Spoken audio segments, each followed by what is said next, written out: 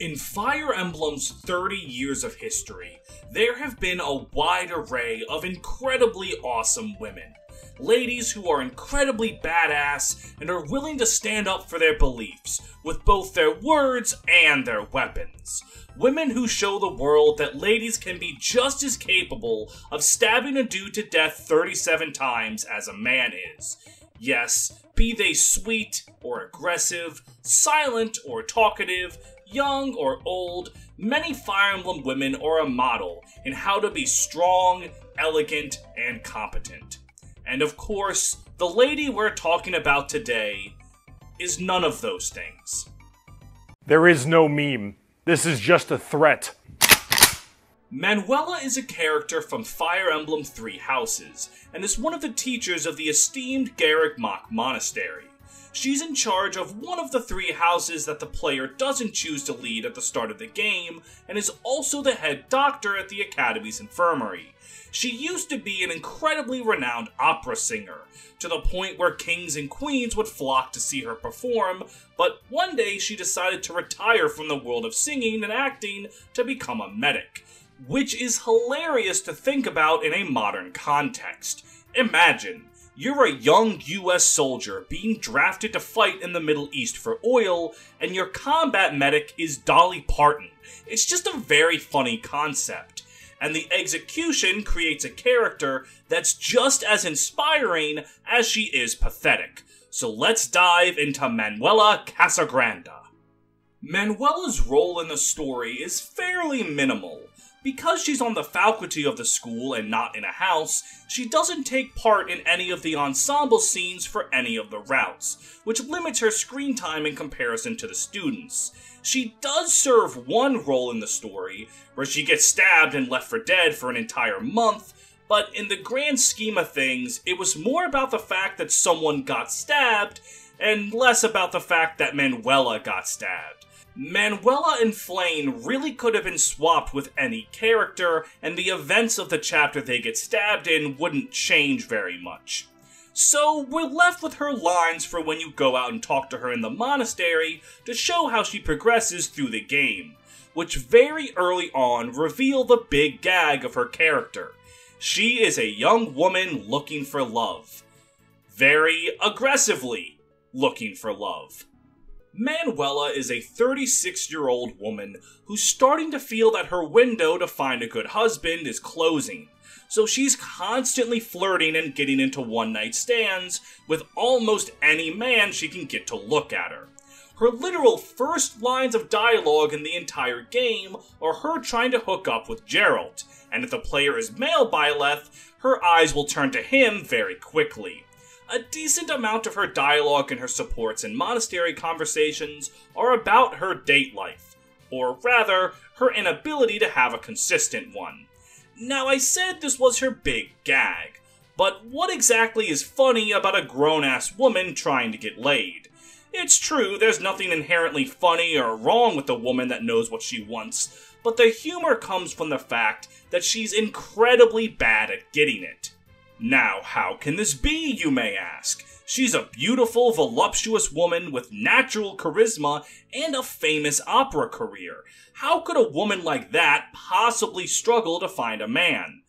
Well, it's because she has enormous flaws that she refuses to work on. She's an alcoholic who's constantly in a hungover state.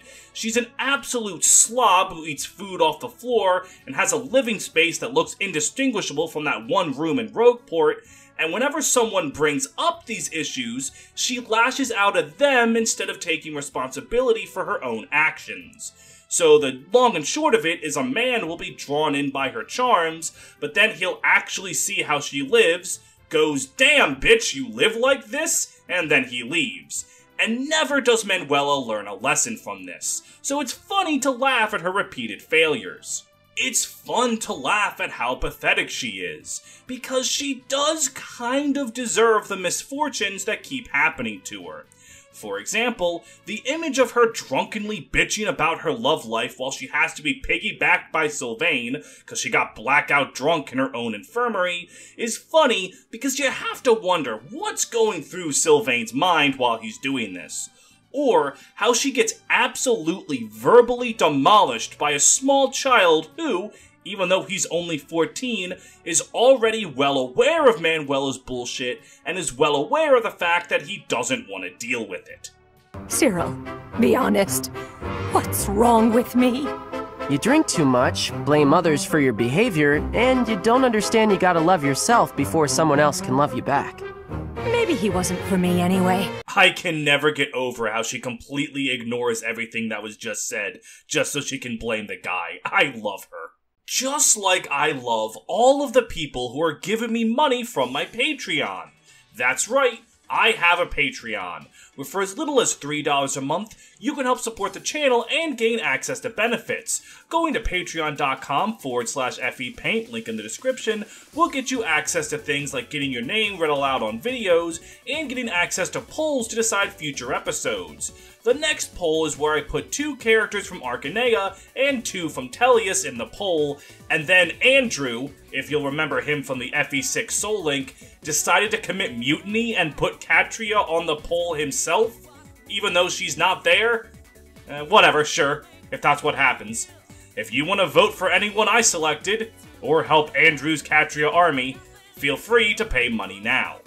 My patrons include the likes of Adebayo Thompson, The Treacherous Andrew, Bean Juice, Benz Again, Dr. McBackstab, Great Riek, Hell on Heelys, Ichigo D. Camus, Jaeger Guts, Kenpachi, Shiro, Uzumaki, Kira, Mato, Kratos, Taranzable, Frederick, Sirius, Pulsar, Hakuman, The White Void, Justbacito 2, Lysevening Bolt, Warth, War Criminal, Moriel Lorgan, Played Arrow, Ranger Man Sam, Shen Lu, the world's most unironic 8.5 tail stan, Very the Artist, Walmart Reader, Young Girl Olwen, Brentendo 11, Drew Hack, Fire Emblem Lord, Ginger, Gugu Gaga, Cornelia Milkers 92, Maple Knight, and Upscale Furry Trash. Thank you all for your continued support, and let's get back to the video. But while it is fun to laugh at Manuela, it's also fun to root for her. They don't just make it a pity party where she does nothing but suffer, she does have genuine charm to her. She's very kind-hearted, as many monastery talks have her lamenting about the death the war is causing, and shows a more serious side, a resolve to help anyone she can. She manages to break down the walls men like Sedeth and Gilbert put up around their emotions because she genuinely cares about them. And as the game goes on, her monastery talks become less and less about her love life and more about her kindness, showing that as the situation gets more dire, she's more than capable of knowing when to get serious. She's both a girl failure and a girl boss. Are straight men allowed to call people girl failures? I'm risking it. And that makes the comedy and her charm all the stronger. For example, her support with Lorenz has her discovering some poetry he wrote, and she tries to reassure him that it's not embarrassing, and that his feelings of fear over the passage of time, and his doubts that he can succeed in the goals he has for himself, is very profound and relatable, and her charm helps him be more honest about himself. Her support with Sedeth has her encouraging him to give falling in love a second chance, as he's remained single for a long time after his wife's death, and he's actually touched by her kindness. For as much of a slob as Manuela is, the game gives plenty of screen time to her more positive traits. The best support to highlight this dynamic, in my opinion, is her support with Hanuman, which takes on the bickering couple trope that Fire Emblem has done many times before. May and Bowie, Lyn and Hector, Mist and Boyd, Fire Emblem does this a lot, and in my opinion, hits it out of the park every time, and these two are no exception. Manuela has a line where she says that she would like Hanuman a lot more if she hated him, which is a very fascinating thing to say about someone. Basically, if she hated him, she could easily blow off all of his unwanted criticisms of her character by going, "Oh, it's just that asshole Hanuman. Who cares what he thinks?" But she can't do that, because she knows while Hanuman's criticisms aren't asked for, they come from a place of genuinely caring about her well-being. So she has to take his criticisms to heart because deep down, she knows they're true, which shows a level of self-awareness to her that her other supports don't often highlight. Plus, their bickering can be very funny, giving a good chuckle while also giving a good relationship to sink your teeth into. But my favorite part of Manuela is her backstory, or rather, her relative lack thereof. It's true she used to be an opera star, but no supports or anything delve into why she left. Outside of an offhand, she wanted something different. She left the life of the stage at the age of 30 just because she wanted a change in scenery. It would have been very easy to have some kind of tragic death that inspired her to be a healer, or anything, but nope, all she did was look around at her life and go, I don't want to do this anymore, and then didn't do it anymore. Which, given her age and success, I think it's a very important thing that her character does. There's this prevalent belief among a lot of people that if you don't have a partner, your dream job, a house, and a steady 401k investment by the time you're 25, that your life has failed and there is no more hope for you.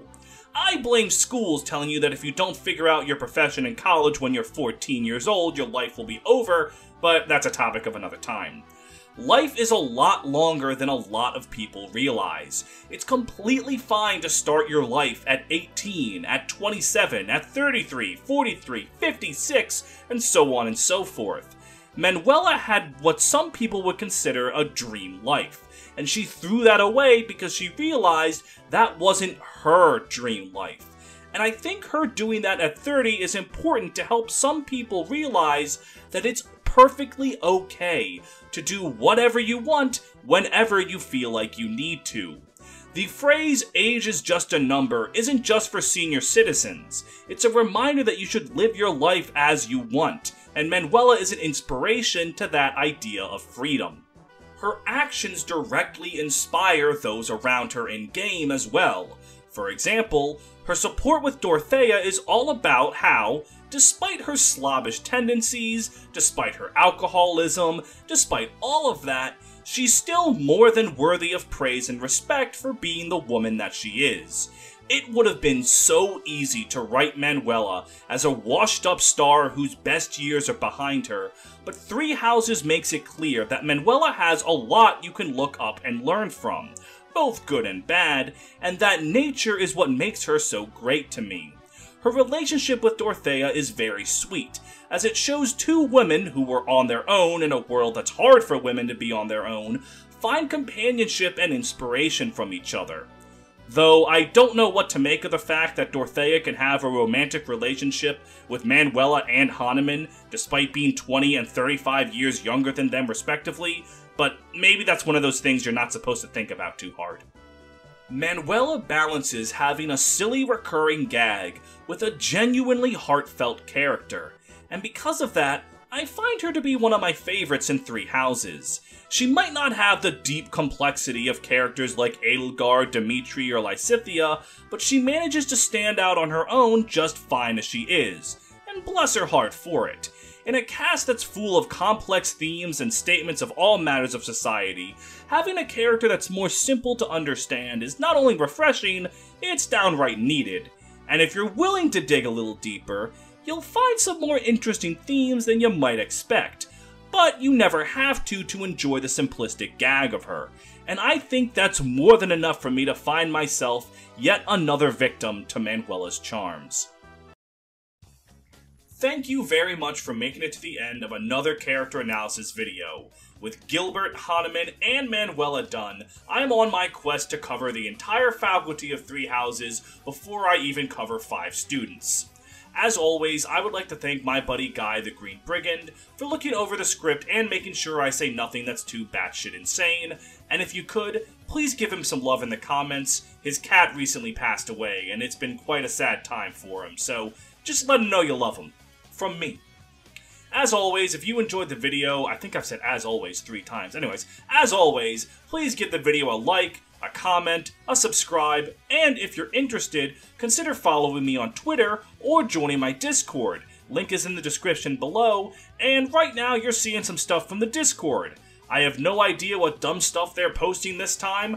Knowing them, it's probably Toho related, and if that looks fun to you, please consider coming aboard. We're a welcoming group. Sometimes. Until next time. change the world. My final message